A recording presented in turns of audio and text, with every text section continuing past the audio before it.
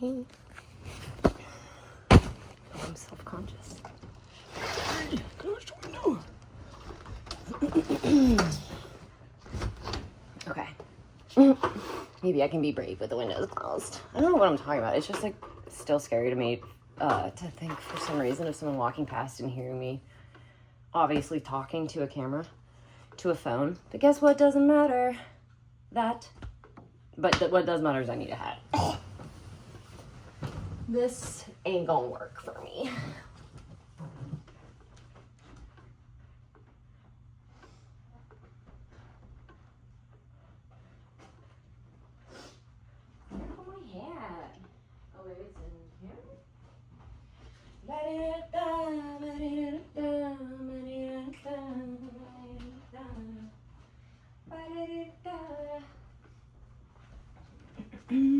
Right, I just put on my dirty old paws. That's my favorite one, which is why it's dirty.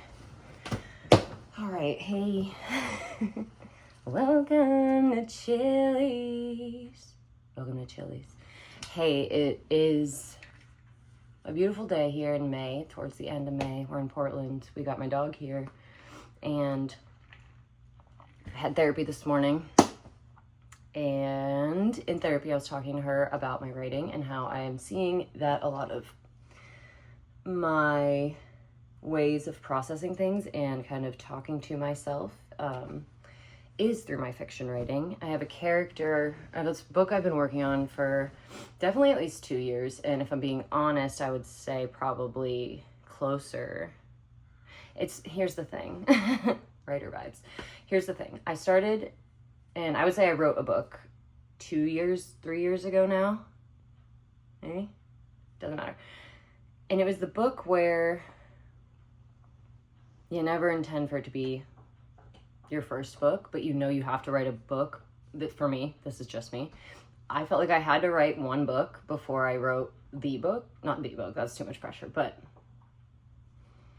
I had to kind of get the gunk out, we'll say, and get the bad writing out. And there's still bad writing in this one I'm working on, of course, because you can't just go, good writing right away. No, dude, you gotta sift that shit. You gotta carve that into the work that you put on the page. All of this is to say that a character in my book, I have started to make more of a mirror of myself. And when I say mirror, I obviously mean like a reflection of me. But the difference is it's a fictional mirror. You see what I'm saying? So it's almost like a mirror, but the mirror itself, like Alice in Wonderland vibes almost. The mirror itself, like the glass part of it, is kind of a divider, warper. That's what makes the fiction different from real life. But also they both pass through the mirror. So the mirror is where the book is. The mirror is where the magic happens. And it's very interesting I'm talking about it in this way because mirrors are a huge aspect of this. The original title was called Mirror People, or it was the first one. Now I've just been calling it Maeve because that's the character's name. But I figured, and I've been thinking about doing this for a while, I have a heart condition that I feel like not a lot of people know about, but also it's I don't know if it's like super common. I feel like I've looked it up several times, but I cannot remember the percentage. It's definitely not ultra rare, but I think it does say like a rare congenital heart condition next to the Wikipedia link or whatever. Wikipedia. I do know that it was mentioned on The Pit first episode. It's pretty funny because it's like a dummy. Oh, it's called long QT syndrome. We'll start there. Long QT syndrome. The QT is for the QT interval on an EKG. I'm only going to say what I know because I'm not a freaking doctor. And this is what I've been told. And I've looked a little bit into it, which is part of like what I'm going to talk about later because it kind of seems like you've only looked a little bit into your heart condition. I feel like you should look a lot of it into that. And I'm like, yeah. Anyway, but long QT, EKG, it's basically when your heart does not repolarize correctly. It can get like kicked into an arrhythmia from anything like, it's actually crazy. Like essentially this is a condition where you could literally be scared to death, which is goofy, but it's like true. When I described it, I feel like I keep like starting and then I'm like, I'll go back further, but definitely start by defining what it is. So yeah, when I described it to the cardiologist I eventually went to see, he was like, this is textbook long QT syndrome. Like, that's your diagnosis. And I was like, okay. Because I told him that sometimes I would be asleep and my phone would go off like an alarm and it would startle me awake. And then that would cause me to have this feeling. And because I was laying down, it was different from other episodes I'd had. But my ears would start to ring and feel very like they were covered almost, like pressurized. And my mouth would get a strange metallic taste. And I also would almost taste like vomity taste. Oh, so gross. Literally, it's like vomit and metal. Metal vomit. Free band name. You guys can have it. And what else would happen? My vision would start to get like vignetted, you know, like from the outside in. And then I'm like, this is the part that gets foggy because I'm not conscious for it. Which is a huge reason why I have been and have always been, and I'm grateful for, I guess, able to kind of distance myself from the, like, the drama of it. I don't know what to say. Basically, I always say that whenever anything, like, intense happens, when I'm seizing and unconscious, I am not aware of it, obviously. And so I don't feel the fear that other people are probably feeling when they're seeing this happen. And instead, I feel, like, deep guilt, and I don't really feel embarrassed, but I just feel, and I haven't had an episode for like 10 years or more, so no. I'll go through that later. It's been a while though, so I can't really tap into this feeling like in the immediate now, but I definitely remember when I was like first diagnosed, 18, 19, 20, no, it was 19, in 1920, I was diagnosed. No, I was 19 years old, I believe, when I was diagnosed. It was my second year of college. I was 20. You know what? We can't do this right now. It is crazy, though. I was undiagnosed for 3 years. Obviously, I had the heart condition forever, like, since I was born. And it is something that commonly... What do you need, Bubba girl? You want me to open the window, huh? I know. Should I do that? I guess I could just do this in there. You know what? Yeah. You know what? Hell yeah. Is that what you want, though? You just want another TREAT. I'm gonna ignore her. Neglect. It's my dog I'm talking about, by the way, not a child. I love you, puppy. Ooh, it feels like there's a stone in my throat while I'm trying to talk about this. How interesting. Honestly, another short story I'm working on. Oh, it's gonna be so good. I think I have to read a bit of The Women Who Run with the Wolves before I write this story, though, because I know that it's, like, there, but it needs to get, like, there. This dude has been, I'm just gonna let this ADHD rock. This dude has been ripping up and down the street in one of those little, like, motorized bikes, and he looks, like, so cool. Like, he has, like, sunglasses on and, like, his hat, his big chain, and he's just, like, riding, but he's, like, on an electric scooter. He's riding it like it's a fat hog. That sentence. I just need to know why you're mouth breathing at me. Are you hot? You'll figure it out. Yes, our long QT syndrome. Usually, I think, unfortunately, you die before you're diagnosed. Maybe, maybe not. I don't know if that's fair to say. It's kind of, I don't know if it's always like, what is it? What am I? So it's, I think like SIDS, you know, sudden infant death syndrome is not always long QT related, but it can definitely be long QT related. And one of the first questions they ask you when you're diagnosed is, has there been any sudden deaths in your family? And to my knowledge, the answer is no. So when I say no, they're like, that's weird, dog. And I'm like, you're telling me.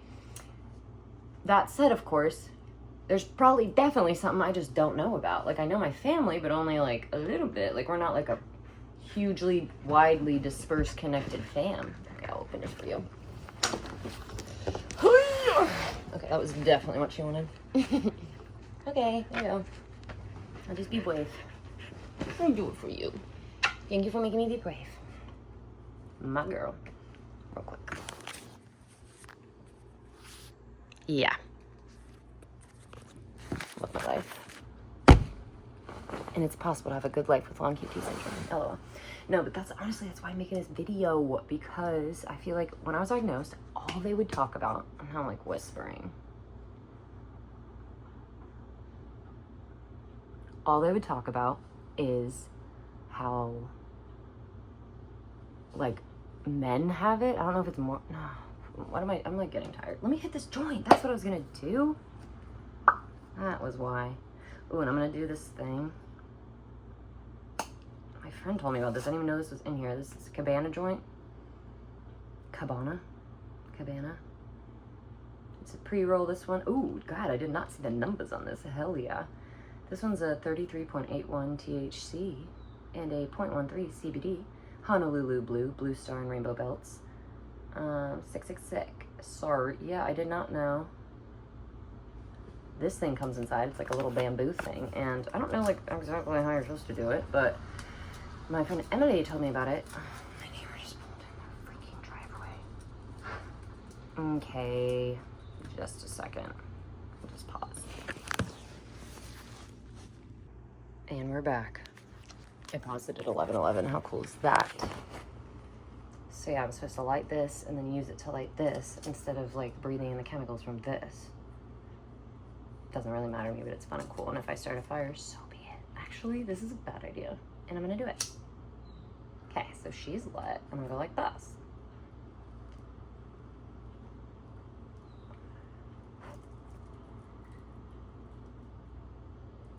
I feel good about it. Do I just keep this then and keep using it?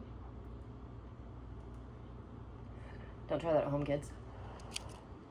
I love whenever I post the videos. I do it through like just the YouTube app. Baby, I'm so sorry. I forgot you were gonna smell that. I love you so much. I'm so sorry.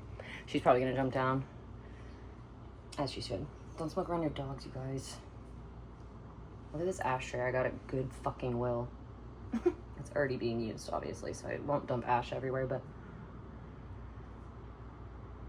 you seeing it? I'll show it better later. I love it though. Long QT syndrome. First, don't smoke weed with it, and that's kind of another good segue into how I treat it. So let me go back to how they used. This is my journey with long QT syndrome. When I was 16, I was an athlete. My resting heart rate, you ask? 40 beats per minute. Not a concerning thing because they checked it all the time. Well, it's probably related to my heart condition now. I don't know. Oh my God, what if my body was just naturally... Also, I was an athlete, obviously, like I said, so I was like in the best shape of my life, and I was 16. But what if my body just like slowed my heart rate down because it was like, you're gonna die if it goes fast. We'll talk about it later. So yeah, resting heart rate, 40. We were doing 3 a days. We can't breathe with it. And it was during that week, hell week, that I ordered a pizza with my mom, and we were sitting watching a movie or something. Doorbell rings. I'm so hungry. I jump up because I also just always have been highly energetic and I move fast and da-da-da. So I jump up and I run to the door to get the pizza, and I remember opening the door and I see the guy. He hands me the pizza and I'm like sitting it down, and then he hands me the receipt, and as I'm signing the receipt, the ear thing, the eye thing, the taste thing starts happening. And then the next thing I know, I'm opening my eyes and I'm on the floor. I see the pizza man still. He's standing in the doorway, horrified look on his face. This poor kid, I think about him randomly all the time. I'm like, who did he tell that story to, and what did he tell the story like? Anyways, I remember too, he just was there. Oh wait, I'm so sorry, let me back up.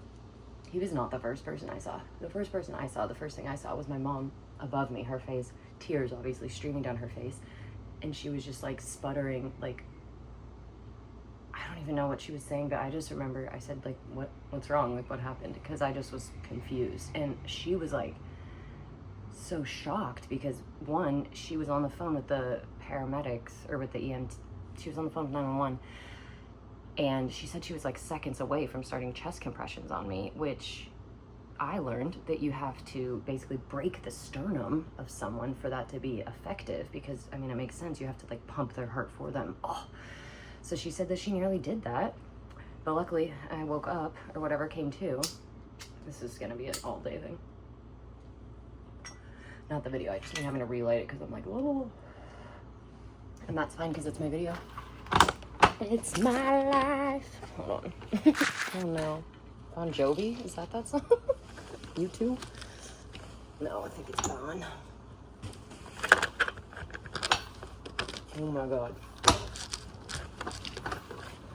Okay, obviously not supposed to open that window. It's annoying because this one opens really easily and this one you have to do both at once and I just can't be bothered. There's like a lock on the top and then you lift it. Like any other window. But you have to hold it. Okay. Let's chill. Let's let this bitch sink in. Let's take a breath.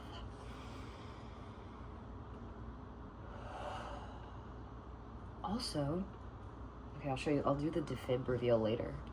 But that was like why I decided to film this video today, is because I took the shirt off that I had on. And I was like, I had like an overshirt on.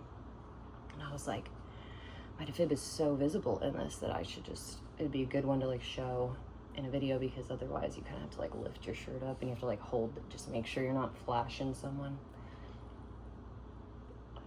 But anyways, I keep going like this, like I'm gonna spit the ash into there, so that's how I know that like this is hitting, you know what I mean?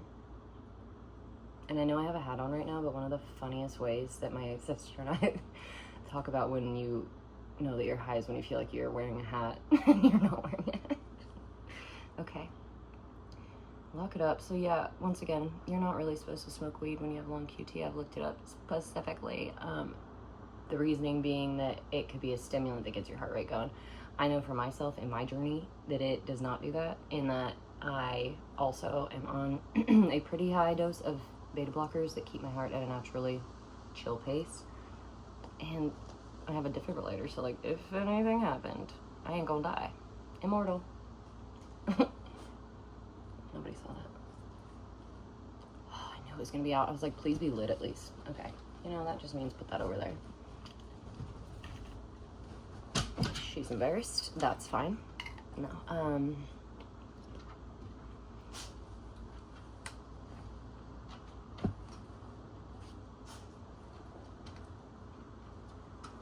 like bending it. Filter, lighter, lid. Filter, lighter, lid. Filter, lighter, lid. Phone case, wallet. So that's what my brain does. Association. I also have learned, this is a separate video I'll make about my spirituality. My spirituality is what I said. Because dude, I'm clairaudient as fuck. I didn't even know what that word was.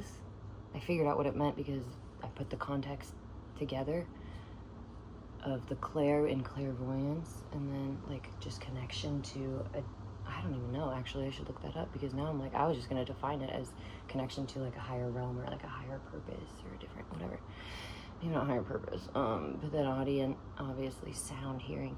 So yeah, I basically just like have things drop into my brain and I just like say them out loud, and I just thought it was me like knowing a lot of songs and wanting to sing them, but not the case. My brain is also pretty fast, not to brag. Guess what? Sometimes it's not awesome. So no, you don't really want it, because it's literally, as you can tell, the pace of my speaking. It goes bing, bing, bing, bing.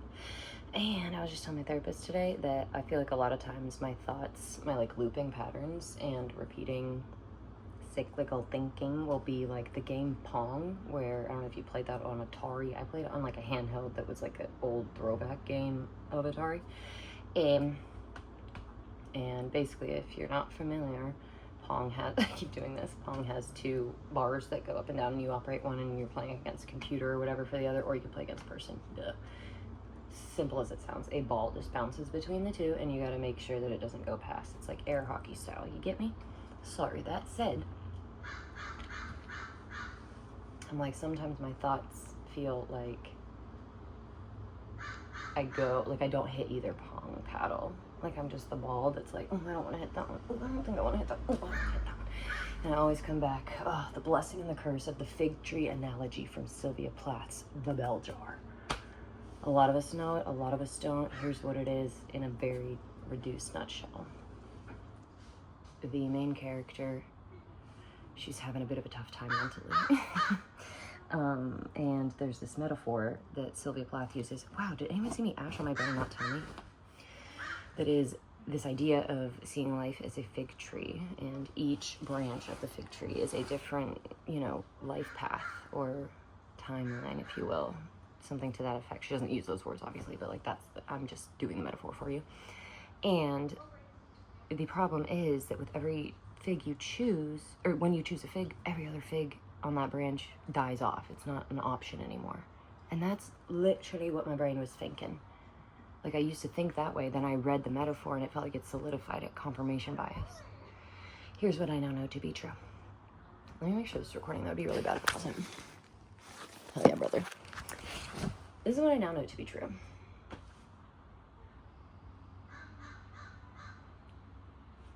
First of all, you are the figs. You are the tree. You are it all, because it's all you. If you know, you know, and that's, again, a spirituality video. I'm talking about my heart condition. Wrap it up. Why did I start talking about this? Should I just finish it? Oh, fig tree. Okay, and then... yeah, basically, once you realize that you can just make more figs, it's pretty tight. We'll get there. I guess I could just watch. Let's roll back the footy. Okay, lock in. Let's take a drink so we can flow. That was probably scary, sorry. Let's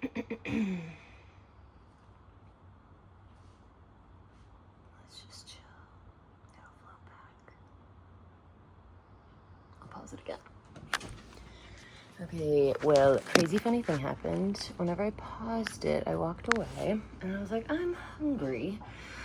So I made myself, or actually I just had one prepared from yesterday. I had a strawberry salad with like cucumbers, strawberries, kale, and mixed greens. And then the dressing is like a grapefruit vinaigrette or vinegar. And then like I cannot remember the oil that I did, but it was like a melon. And by that I meant lemon. So same letters as melon, but different order. Oh my God, I thought I finished this joint. I still have some. God is good. Thank you, ma'am. Which brings me back, long QT syndrome. Lock it in. Pause.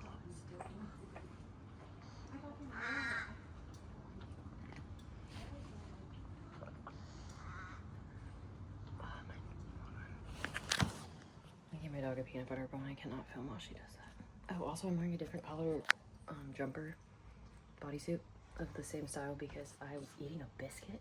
I was walking around with it and like a fool, I was holding it like precariously, and you know what biscuits love to do? Break. So that shit broke face down. I tried to catch it. I caught a very small part of it, which was just the pat of butter on top. And it landed, wouldn't you know, right on my teddy. So it was a very obvious stain and it would be really distracting, so I had to change. Anyways. Okay, it's almost there, don't it?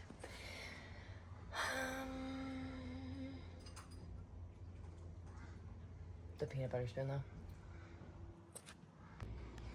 Okay, I'm like low-key losing steam, so I gotta do this again. My sister just called and I was FaceTiming her. And then, yeah, that's it. That's all that happened. Love her. She FaceTimed me with my perfect nephews who are eating lunch, so I'm always down for that. Every single time I'm gonna take the call. Only time I don't is when I'm literally at work, but she knows that I can't answer that, so it's fine. So it's fine. I'm hungry again. Am I? No.